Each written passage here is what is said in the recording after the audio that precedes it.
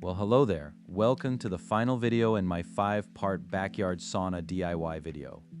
Up until now, we've done the prep, base, framing, sheathing, siding, trim, insulation, ventilation, lighting, vapor barrier, furring, window, and installed some of Cedar. In this video, we're going to finish installing the Cedar, build and install our custom benches and door, and finish and use the sauna. If you haven't watched the other videos in the series, I definitely recommend going and watching them because they cover each part of sauna construction in detail. Let's get started. I start off by creating a hole in the cedar on the back wall where the ventilation will connect. We discussed the importance of ventilation in a sauna in detail in part 3 of the series, so definitely go watch that if you haven't. After using a drill bit to make some holes for the vent, I installed the metal base, then installed and tested the vent cover. I bought this thing on Amazon for $18, and the nice thing about it is you can open and close it. I generally keep it cracked at all times, but it can help your sauna heat up faster if you keep it closed during heating. You want your vent in an open position during use to get that nice heat, convection, and airflow. After installing the vent, I went ahead and finished installing the rest of the cedar on the back wall of the sauna, and I was extremely satisfied with the results. One thing you can't really plan for when you order cedar online is what colors you're going to get, and some boards will be warped or damaged, so just plan for that when you're estimating your order. You can see here I tried to put the lighter pieces that stand out where the benches will go, so they won't stand out as much when the sauna is finished. After that, I got to work installing the remaining furring strips and cedar on the remaining 3 walls, before installing a cedar door frame and giving everything a nice sanding.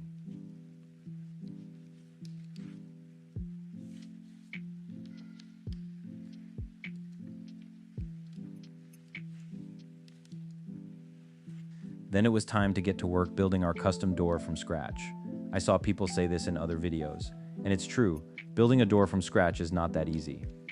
I start by carefully measuring the doorway on all 4 sides, then I construct and sand the frame before squaring it up, gluing the corners, and test fitting it in the rough opening to make sure it would swing cleanly without rubbing. Getting a door to sit flush is a fussy process, a 1/16 of an inch in the wrong direction, and it won't close right. Then I lay one side of the door with the same tongue and groove cedar that we're installing on the interior of the sauna, before flipping it and filling it with that R15 rock wool insulation. We don't want any part of the sauna to be a weak spot for heat loss, so it's important that the door has the same quality of insulation as the rest of the walls. After that, I install my second piece of custom glass that I ordered from a local glass shop. Then all we needed was a handle.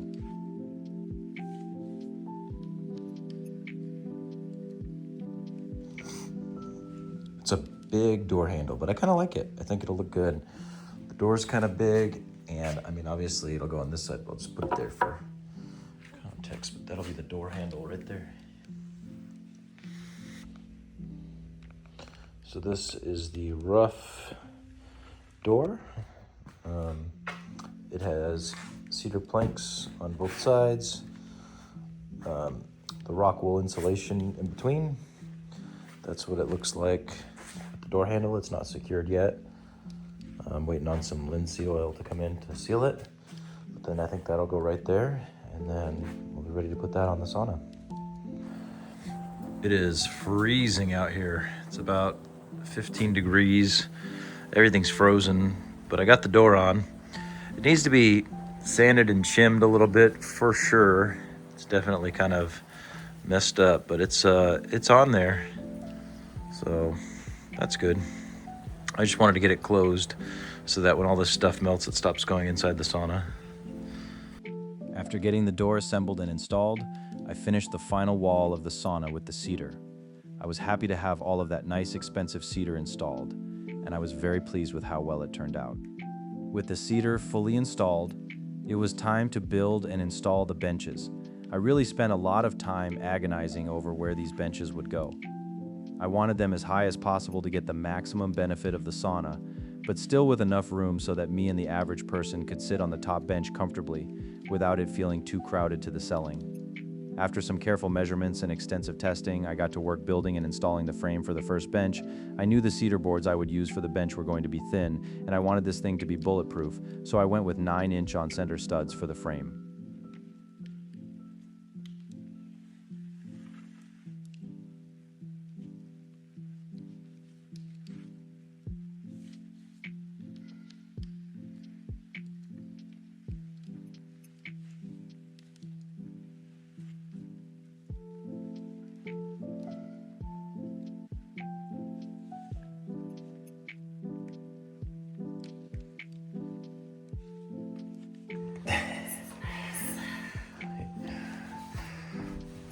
Look at the lake out the window.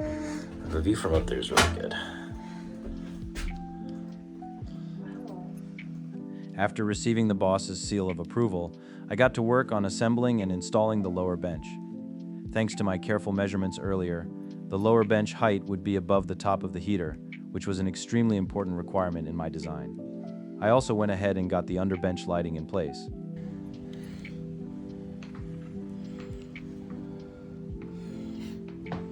So with the cedar covering that, that's gonna look perfect.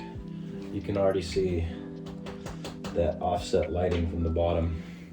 I'm gonna put this other row right here under the second bench.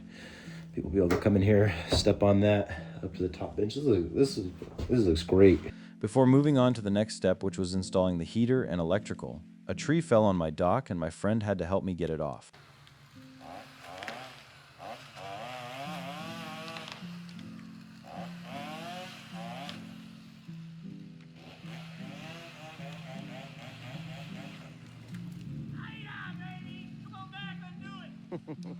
Now, I was finally able to run that electrical. I didn't film much of this, but basically, I ran a 50 amp circuit from my main panel to an outdoor sub panel with its own 50 amp breaker, and from there, I ran 6-3 wet rated wire to the sauna control panel, and then from the control panel to the heater. Okay, I painted before I put the electrical box on to make it easier. This stuff isn't quite permanent. I think we're gonna redo it. So that's why there's some service loops there and stuff, because the wiring's really shoddy because I did it myself. So I just set it up in sort of a temporary configuration and to see if it works until we can come back and do it. And guess what? It works. It is 5:08 p.m. It's 19 degrees Celsius in there, and it is heating up. So heck yeah, we're getting ready to take this bad boy on its maiden voyage. I got the rocks heating up right there. I have a temperature gauge up there on the left. The vent is cracked so that gets airflow, and we're gonna see how it does. One really intentional thing about this sauna design is that where the feet rest are above the top of the sauna. So you don't want cold feet and a hot head. So in proper sauna design, from what I've read, from everything I've read, the feet must be above the top of the sauna. So this design is really large because of that. But it was important to me to respect the fins and get it right. After testing the heater and doing the initial burn-off, the girls took the sauna on its maiden voyage and seemed very excited about the final result. Then it was time for my wife to get her hands dirty because painting is a job I refuse to do. I don't know how long this takes to dry. Get your ass back to work. My wife did a fantastic job with the paint, and all that was left was to put on some finishing touches and the cedar trim.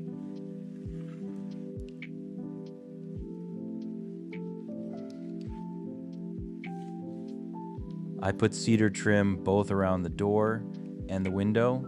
I also finished the inside of the sauna off camera in the same way.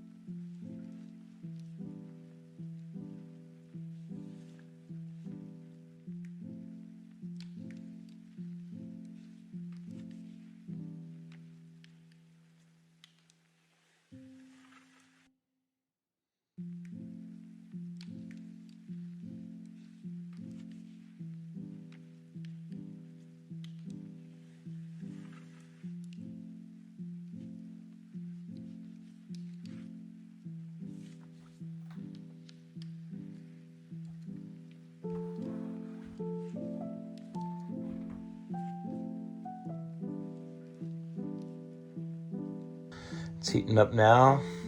This thing's finished. You can see I have a temperature gauge up here and one down here. And the reason is when you're sitting on the top bench, it's at head level. And this is usually about 20 degrees hotter than the one here, which is at head level for when you're sitting on the bottom bench. This is my heater. The rock's heating up right now. Now, when I initially researched saunas, I saw a ton of people debates back and forth on the heater. And this is the air inlet that brings in the cold air too. And a lot of people looked at these Harvia heaters, this and that, this one's good, this one's not. But in my opinion, at the end of the day, it's already not a wood burning stove, which is what you want in like a proper traditional sauna type thing. And so since it's electric, which is of course for the convenience of being able to press a button and have it heat up to the temperature that you want it, it's my opinion that the heater itself doesn't matter too much, because really it's just heating these rocks up to give off, residual heat. And with that being said, this space, even though it's quite large, probably could have been heated up by a 6 to 8 kilowatt heater. So I oversized it with this 9 kilowatt heater. And this is actually one of the places I save the most money, because this thing normally is going to run you like $1 to $2.5 grand, depending on how the features and the power that you want on it. And this Vivor heater, which has been kicking ass for about a month now, is 9 kilowatts, and it's $200 on Amazon. And I have no regrets about it so far. So again, that's the cold air inlet vent. Sauna heats up, air comes up and out the vent here, which can be hand screwed left to right to provide an opening for that air to exit. When you're actually sitting up here on the bench, I gotta clean that up, but you have a nice view of the lake here. Really nice. And then I also put a clock right there, just so I can tell time. And yeah, I'll give another view with the lights on, which actually look really great.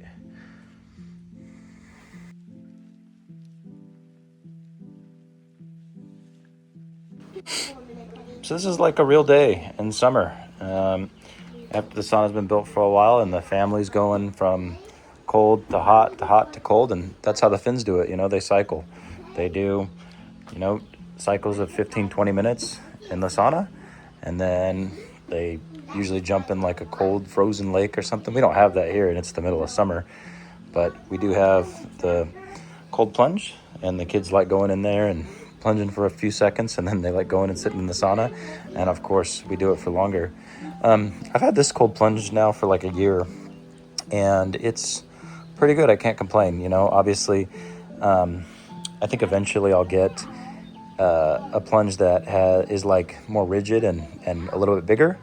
But I mean, this one fits fine. I lay down in there every day. It's no problem. And of course, the big thing is the chiller. And for the price, I think this whole setup is just under $1,000, and it runs all the time. It's been great. I think I had a couple problems with it during the winter. Some valves froze, and the support at Pod Company is great. I just wrote them, and they sent me the parts a few times. Really easy. No problem to fix myself. But yeah, this is in use. The sauna's been up now for, 2 or 3 months, and we go in it every day. Usually around noon, I do my workout in the gym. We have a gym in the garage, and then I sit in that for about 15 or 20 minutes at about 180 to 200 degrees. And then I don't cold plunge after, because I think that I've read that it may or may not interfere with hypertrophy, muscular hypertrophy. So I don't go in there after. I don't know if that's true. So the normal routine for me, unless I'm doing a day like today where we're cycling to and from, but normally I get up and I go in there for 3 to 4 minutes at about 45 to 50 degrees, depending on the day. And then after the workout, I go in there. Thanks so much for joining me on this DIY backyard sauna journey. It's one of my favorite projects that I've done to date, and given how much we use it and the health benefits, it was worth every bit of time and money I put into it. I hope you experienced as much enjoyment watching as I had building. If you haven't already, be sure to watch the other episodes where I go into more detail in each phase of planning and construction. And don't be afraid to like and subscribe if you want to see more projects like this. I'd be happy to answer any questions about the build or just chat in general, so feel free to leave a comment or contact me via my website in the description below. Thanks again, and I'll see you next time.